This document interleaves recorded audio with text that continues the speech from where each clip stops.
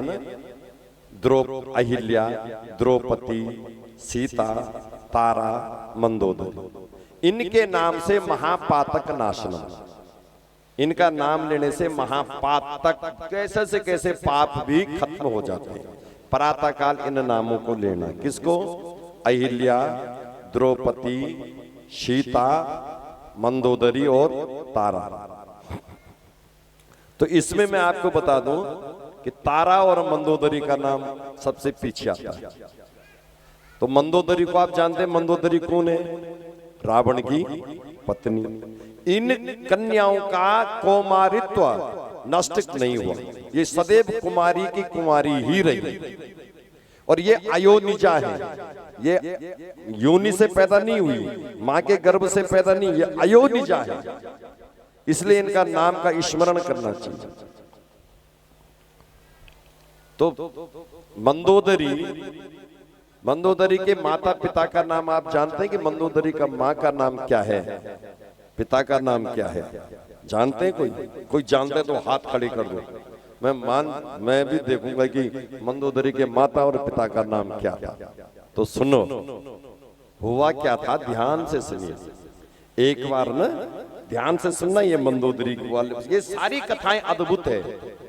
मंदोदरी ऐसी पैदा हुई कि एक बार सप्त ऋषि तीर्थाटन करने के लिए मृत्युलोक में विचरण कर रहे थे। उन्होंने सप्त सरोवर तीर्थ में उन्होंने अपना डेरा डाला। 7 ऋषि, उनके पास भोजन बनाने वाले एक विश्वरूप पंचजन्य नाम का एक पाक शास्त्री था जो भोजन बनाता था। उसका नाम क्या था? पंचजन्य। उसको सिद्धि थी कि 5 प्रकार के भोजन तो तैयार करता ही था। जैसे इच्छा हुई ऋषियों की, खीर, पूरी, सब्जी, दाल और एक कुछ और सलाद वाला। तो ये तो कम से कम उसको सिद्धि थी। पंचजन्य 5 प्रकार के भोजन तैयार वो अपनी सिद्धि से करता था। तो ऋषियों के लिए वो क्या करते थे? भोजन बनाते थे। एक दिन ऋषियों की इच्छा हुई कि आज तो खीर खाएंगे, खीर और पूरी पुए बनेंगे। तो उसने कहा ठीक है। तो माताओं, जब वो जो रसोईया था उसने खीर पकाई, बना करके ठंडे करने के लिए धर दी और स्वयं और कामों में लग गया। इतने में क्या हुआ कि एक बाज, ध्यान से सुनो, एक बाज, सांप बाज का आहार है, पंजों पे उठा करके ले जा रहा था सांप को। और किसी कारण से वो उसके पकड़ से छूट गया सांप, काला सांप, और वो गिर गया उस खीर में। जो खीर बनाई थी पंचजन ने, गर्म खीर में, वो उस समय और सब्जी भाजी में लगा था, उसको ध्यान रहने की खीर में कुछ गिर गया। एक मेंढक देख रहा था, एक मेंढक देख रहा था ये। इसके बाद उसने भोजन तैयार किया और ऋषियों को बोला कि आओ महाराज श्री, अब प्रसाद तैयार है, बस पहली लंगर श्री राम नाम की जय। राम कहे सुख उपजे, लक्ष्मण कहे दुख जाए, पाओ भोग और महिमा महाप्रसाद की पाओ भोग लगाए। ऋषि जब संध्या आश्रमों में पहले जयकार लगता है और ऋषि बैठे, तो जैसे ही वो खीर को बाल्टी में परोसने के लिए लाता है, इतने में वो मेंढक ने विचार किया कि अगर इस समय में ऋषियों के काम आ गया तो मेरा जीवन सार्थक है। इस खीर में ये सांप का जहर घुल गया है, इससे इन ऋषियों के प्राण तक चले जा सकते हैं, कितना कष्ट इनको होगा, इसलिए मैं इस गर्म खीर में कूद पड़ता हूं। तब तो ये खाएंगे नहीं, जब देखेंगे कि अरे मेंढक गिर गया तो कैसे खाएंगे।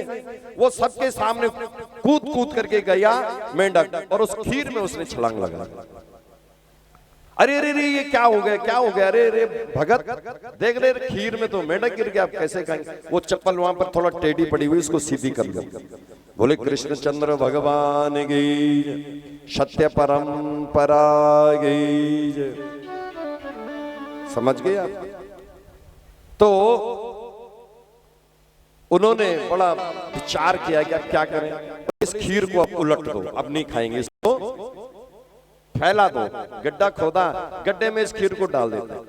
जब उस खीर को उसमें डाला तो उन्होंने देखा नीचे जो सांप था वो पूरा तो गला हुआ था, पर उसकी हड्डी हड्डी दिख रही थी, पूरी चैन। ऋषियों ने कहा यार कहीं ये मेंढक कोई पुण्य आत्मा तो नहीं है जिसने हमारे कष्ट दूर के लिए अपने प्राणों की बाजी लगा दी। तो सिद्ध पुरुष थे, वो मृत्युंजय मंत्र सिद्ध था उनको। उन्होंने महामृत्युंजय मंत्र बोलना प्रारंभ किया और हाथ में जल लिया, और जैसे ही उस जल का छींटा उस मरी हुई मेंढक जो किनारे थी उसमें लगाया, उसका शरीर छूट गया। वो मेंढक नहीं था, वो मेंढकी थी। वो क्या थी? मादा थी। और उसमें जल का छींटा दिया तो वेद मंत्रों के प्रभाव से एक छोटी सी, एक प्यारी सी सुंदर कन्या उत्पन्न हो गई उससे। वेद वो संजीवन मंत्र थे। अब उन्होंने कहा क्या करें, उन्होंने उसमें सारे मंत्र लगाए। 4 वर्ष तक तो वो बच्ची बढ़ती चली गई, उसके बाद मंत्र भी पूरे हो गए। तो उस बच्ची का नाम रखा मंदोदरी, माने मंडूक कहते हैं मेंढक को, मंडूक कहते हैं मेंढक को। तो मंडूक उदरा इति मंदोदरी, जो मेंढक के शरीर से उत्पन्न हुई है वो है, मतलब विगत से मेंढक के जीवित करना चाहते थे, और मंदूक के जीवित की अभिलाषा थी ऋषियों की, और उससे जो प्रकट हुई उसका नाम हुआ मंदोदरी। अच्छा याद रखना, भजन 2 बातों में खत्म होता है। अगर हम किसी को आशीर्वाद देते हैं तो हमारा जो सत्कर्म है वो चला जाता है। जो आपने पूजा पाठ की ना,